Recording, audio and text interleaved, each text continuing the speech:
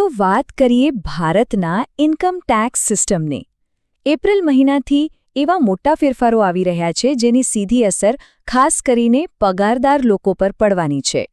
આ કોઈ નાનો સૂનો ફેરફાર નથી, આ એક મોટા ઓવરહોલની શરૂઆત છે. તો જુઓ, ટેક્સની આખી રમત જ બદલાઈ ગઈ છે. નિયમો નવા છે, તો સવાલ એ છે કે શું આપણે આ નવી રમત રમવા માટે તૈયાર છીએ? ચાલો આજે આ જ સમજીએ કે આ નવા નિયમો શું છે અને તેને કેવી રીતે નેવિગેટ કરવા. આજે આપણે આખી વાતને 5 ભાગમાં સમજીશું. પહેલાં તો નવી ટેક્સ પ્લેબુકમાં શું છે. બીજું, જૂની અને નવી સિસ્ટમમાંથી શું પસંદ કરવું એની મોટી મૂંઝવણ. ત્રીજું, સરકાર આટલો મોટો ફેરફાર લાવી જ કેમ રહી છે. ચોથું, નિયમો ભલે સરળ લાગે પણ દેખરેખ કેમ કડક થઈ રહી છે. અને છેલ્લે, આ બધાનો આપણા પર શું પ્રભાવ પડશે. તો ચાલો શરૂ કરીએ. ચાલો સૌથી પહેલાં વાત કરીએ ભારતની આ નવી ટેક્સ પ્લેબુકની.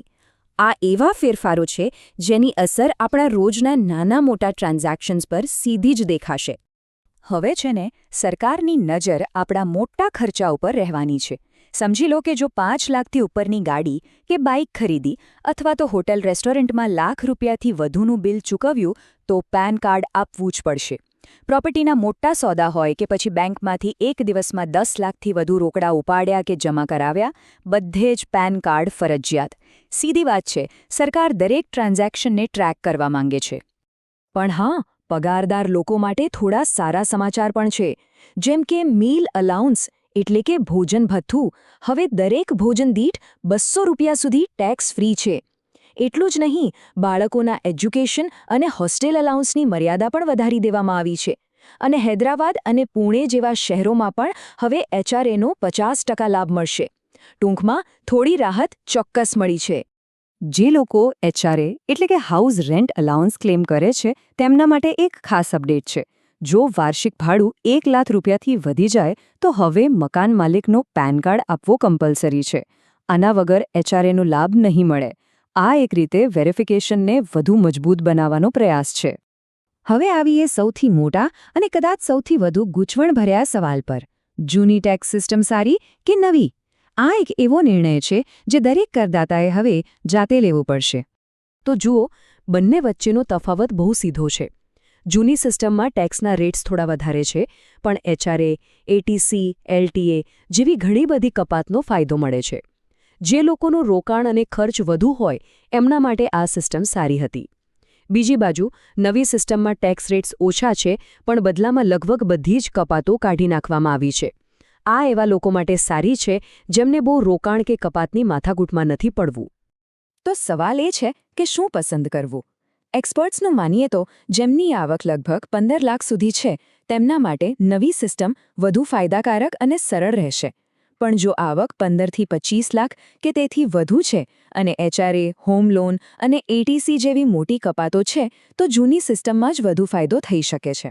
મતલબ, આ નિર્ણય સંપૂર્ણપણે વ્યક્તિગત ગણતરી પર આધાર રાખે છે. પણ આટલો મોટો ફેરફાર કરવાની જરૂર જ કેમ પડી? સરકાર 1961ના જૂના કાયદાને બદલીને 2026ની નવી સિસ્ટમ તરફ કેમ જઈ રહી છે? ચાલો આની પાછળનું મોટું કારણ સમજીએ. આપણા દેશનો ઇન્કમટેક્સ કાયદો છેક 1961નો છે. સમય જતાં એ એટલું જટિલ અને જૂનો થઈ ગયો કે સામાન્ય માણસ માટે એને સમજવો લગભગ અશક્ય બની ગયો હતો. એટલે હવે 2024થી નવા, સરળ નિયમો અને ફોર્મ્સ આવવાનું શરૂ થયું છે. અને સરકારનો ટાર્ગેટ છે કે 2026 સુધીમાં એક સંપૂર્ણ નવો અને આધુનિક ઇન્કમટેક્સ કાયદો લાગુ કરી દેવાય. આ નવા કાયદા પાછળ સરકારના કેટલાક ચોક્કસ લક્ષ્યો છે. જેમ કે ટેક્સના કાયદાને સરળ અને ટૂંકા બનાવવા, આખા સ્ટ્રક્ચરને મોડર્નાઇઝ કરવું, સામાન્ય માણસ માટે ફાઇલિંગની પ્રક્રિયાને એકદમ સહેલી બનાવવી અને સૌથી અગત્યનું, ટેક્સને લગતા વિવાદો ઘટાડવા અને વધુને વધુ લોકો ટેક્સ ભરે એ સુનિશ્ચિત કરવું. પણ અહીંયા એક રસપ્રદ વાત છે.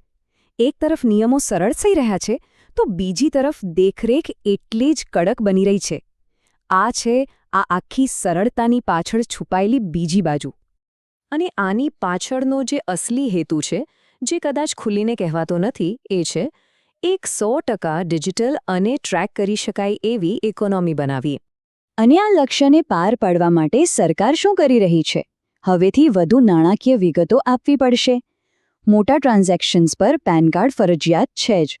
રોકડ વ્યવહારો પર વિભાગની સીધી નજર રહેશે. ટૂંકમાં આપણો દરેક ડિજિટલ ફાઇનાન્શિયલ ફૂટપ્રિન્ટ હવે મોનિટર કરવામાં આવશે. આ આખી વાતનો સારાંશ એક જ વાક્યમાં આપી શકાય. ટેક્સ બચાવવો હજુ પણ શક્ય રહેશે, પણ તેને છુપાવવો લગભગ અશક્ય બની જશે. આ નવી વાસ્તવિકતા છે. તો આ બધા ફેરફારોનો અલગ અલગ આવક ધરાવતા લોકો માટે શું અર્થ થાય છે? ચાલો છેલ્લે એના પર એક નજર નાખીએ. જો આપણે આવક પ્રમાણે જોઈએ તો ઓછી આવક ધરાવતા લોકોને સરળતા અને નીચા ટેક્સ રેટથી ફાયદો થશે.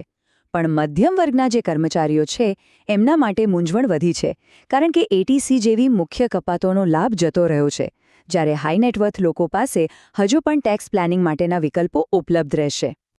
તો એક પગારદાર વ્યક્તિ તરીકે કઈ કઈ મુખ્ય વાતો યાદ રાખવાની છે?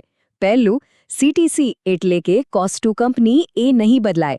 બીજું, હાથમાં આવતો પગાર કઈ સિસ્ટમ પસંદ કરો છો તેના પર નિર્ભર કરશે. ત્રીજું, નવી સિસ્ટમમાં ઘણા ભથ્થા પર હવે ટેક્સ લાગશે. ચોથું, મીલ વાઉચર જેવા નાના નાના લાભો હવે ટેક્સ બચાવવાની નવી રીત બની શકે છે. અને પાંચમું અને સૌથી અગત્યનું, જૂની અને નવી સિસ્ટમ વચ્ચેનો નિર્ણય એ હવે સૌથી મહત્વપૂર્ણ નાણાકીય નિર્ણય છે. તો ફરી એ જ સવાલ પર આવીએ જ્યાંથી આપણે શરૂઆત કરી હતી. સરકારે રમત બદલી નાખી છે. શું આપણે રમવા માટે તૈયાર છે? કારણ કે આ નવા ટેક્સના મેદાનમાં પોતાની નાણાકીય વ્યૂહરચના બનાવવી અને તેને સમજી વિચારીને અમલમાં મૂકવી હવે પહેલાં કરતાં વધુ જરૂરી બની ગયું છે.